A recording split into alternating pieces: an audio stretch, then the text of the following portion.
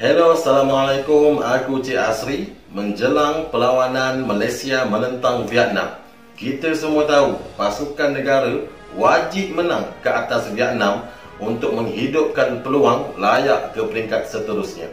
Kalau kita tengok kedudukan kumpulan G sekarang, Malaysia di tempat ketiga dengan mengutip 9 mata daripada 6 perlawanan. Vietnam pula tempat pertama, 14 mata dengan jumlah perlawanan yang sama dengan Malaysia. Secara mudah, Vietnam hanya perlukan seri sahaja untuk perlawanan menentang Malaysia nanti. So berkemungkinan Vietnam ni akan bermain secara bertahan dan mengharapkan counter attack. Coach Vietnam, Pak Hang Seo dari Korea Selatan, walaupun nama dia Pak Hang, tapi dia bukan orang Kedah, dia orang Korea. Pak Hang Seo ni bagi aku dia merupakan seorang jurulatih yang banyak tipu helah. Selepas dia ambil alih pasukan Vietnam sejak 2017, Vietnam tidak pernah kalah dengan mana-mana pasukan di Asia Tenggara. So ini merupakan cabaran untuk pasukan negara. Sebab last kita menang dengan Vietnam pun masa Piala Suzuki 2014. Dan Pak Hang Seo ni lagi ada bernazar. Dia ada berjanji dah hari itu, sekiranya pasukan Vietnam gagal untuk menewaskan pasukan Malaysia, dia secara berani matinya akan meletakkan jawatan. Cuma aku tak tahulah masa dia berjanji itu dia waras ataupun tidak, ataupun dia di bawah pengaruh alkohol, ataupun si Pak Hang Seo ni isap ganja. Coach negara pula Laksmana Tan Cheng Ho. Beliau hari itu sempat untuk mengikuti perlawanan antara Vietnam dengan Indonesia, dan katanya Laksmana Cheng Ho ni dah berjaya hidu kelemahan pasukan Vietnam. So kita tengoklah nanti siapa hidu siapa.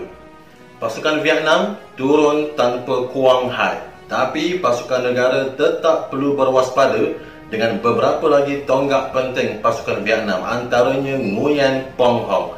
Player ni dilihat sangat rajin membuat overlapping, dan defense Malaysia perlu berhati-hati dengan cutback yang dibuat oleh Nguyen Pong Hong ni. Seterusnya, Luong Juan. Dia punya peranan untuk pasukan Vietnam ni lebih kurang sama macam tugas Azam Aziz untuk Harimau Malaya. Cuma aku tengok Luong Juan ni dia punya lock pass agak berbahaya.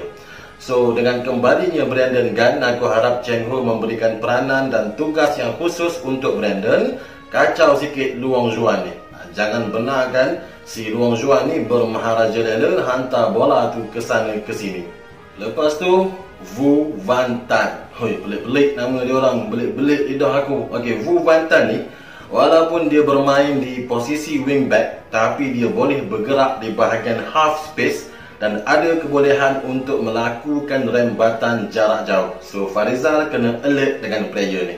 Striker pasukan Vietnam pun perlu diberi perhatian oleh pemain-pemain negara. Nguyen Van Tuan. Player ni dia punya saiz fizikal badan tak adalah besar mana pun, tapi dia punya lagi air laju macam lipas kuda. Dapat je bola, dia akan cepat-cepat bawa masuk ke dalam kotak penalti. Sesebarang kealpaan dari benteng pertahanan negara sendiri mau ingat. Seorang lagi, Tien Lim. Ini pun kena jaga betul-betul sebab dia merupakan target man untuk pasukan Vietnam. Kalau perebutan bola di udara, dia ada kelebihan. Dan Tien Lim ni juga ada kebolehan untuk melakukan jaringan menerusi rembatan jarak jauh. So untuk Harimau Malaya, good luck dan selamat maju jaya. Aku nak share line up pilihan aku untuk Malaysia menentang Vietnam. Aku pilih formation 4-1-2-3. Untuk posisi penjaga gol, aku masih percaya pada kelebihan dan juga pengalaman yang ada pada Farizal Malias. So aku pilih Farizal untuk mengemudi gawang gol negara. Left back, aku pilih Corbin Ong. Center back, aku perlukan seorang player yang hati kering dan agresif. So aku pilih Rizal Ghazali untuk bergandengan dengan Aidil. Back kanan, aku pilih Mat Kut. Center midfielder, Liridon. Attacking midfielder, Azam Aziz dan juga Brandon Gan untuk menggerakkan bahagian tengah pasukan negara. 3 serangkai di bahagian depan, aku pilih Luqman Hakim untuk second striker. Center forward, aku pilih Syafiq Ahmad, dan untuk posisi wing forward sebelah kanan, aku pilih Arif Aiman. Dan aku predict Malaysia menang 2-1. So siapa pula line up pilihan korang dan berapa jumlah jaringan yang korang rasa mampu untuk dihasilkan? Komenlah dekat bawah. Siapa-siapa yang masih baru dekat channel ni, please tekan subscribe dekat bawah, like dan juga share video ni. Aku jumpa korang dalam video yang akan datang. Terima kasih kerana menonton. Bye bye.